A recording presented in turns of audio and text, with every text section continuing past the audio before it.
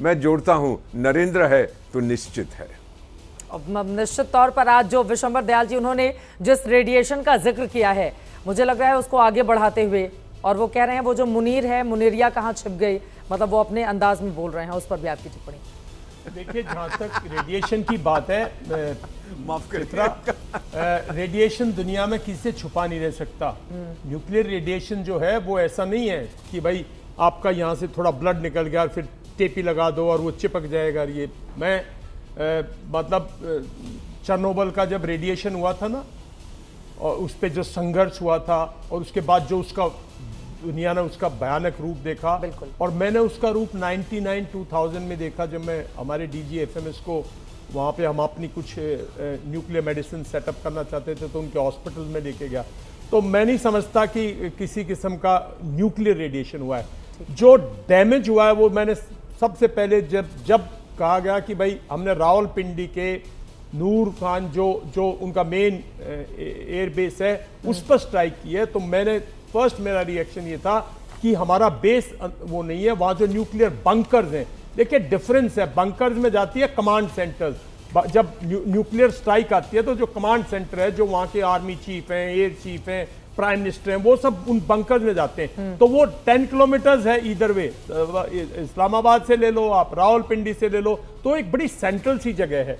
तो उनको जरूर डैमेज हुआ है। मेरा मानना है उनको 100% डैमेज हुआ है, बिकॉज हवाई पट्टी पे तो हम अपनी ताकत वेस्ट करेंगे नहीं, वो तो दोबारा रिपेयर कर देगा, उसमें कोई बड़ी बात थोड़ी है।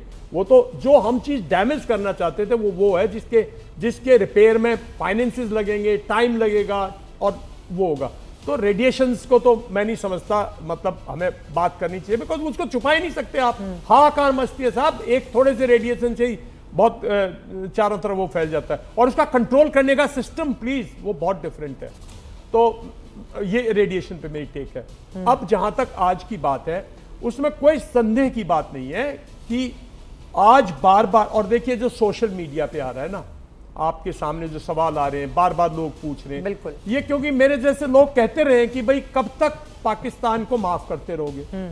और भाई उम्मीद भी, जब सरकार इतनी सरकार आपकी इतनी वो हो, और बार बार सरकार पार्लियामेंट में जब आप देखते हो कि भाई हम तो POK को लेके रहेंगे, और जब ऐसी सरकार से आशाएं हो जाती हैं। देखिए 1985 इलेक्शंस के बाद, 84 के बाद, लास्ट 10 इयर्स में हमारे पास एक सरकार ऐसी है जो एक पार्टी की सरकार है, मजबूत सरकार है, प्राइम मिनिस्टर की पूरी पावर से चलती है, और भारतीय सेना तैयार है। तो बार बार ये लोगों में अब उम्मीद चली गई है, तो कई लोगों को सेटिस्फाई करना थोड़ा सा टाइम लगेगा, क्योंकि लोग तो पूछेंगे सवाल, फिर पूछेंगे कि भाई आप जन विशंबर, आप तो कहते थे लड़ाई, आप मेरा ये उठा के देखो, लोग मुझे पता नहीं क्या क्या कहते हैं कि आपने वॉर मॉन्गरिंग की, आपने कहा POK। मैं तो सिर्फ ये कह रहा हूं भाई, इसको भाई वंस फॉर ऑल इसका इलाज कर दो बस। क्योंकि जो ये हम इकोनॉमिक प्रॉस्पेरिटी कह रहे हैं ना, ये साहब इसके इलाज में, इसके परमानेंट इलाज में उसका क्या है परमानेंट इलाज, वही तो पूछा जा रहा है ना, क्या किया जाए परमानेंट इलाज तो ये है कि देखिए परमानेंट इलाज एक है, हाँ, आप कितना डैमेज करते हो ना उसको, ये परमानेंट इलाज हुआ है जब वो आपकी टर्म्स एंड कंडीशंस पे, और जो आपका अल्टीमेट पॉलिटिकल एम, इस कंट्री की पॉलिटी 1947 से, जब से ये POK बना है, आज तक क्या एक डॉक्यूमेंट करके कहा कि हम POK को लेंगे, इस तरह लेंगे, टाइम बाउंड ये है? मेरे ख्याल में नहीं है।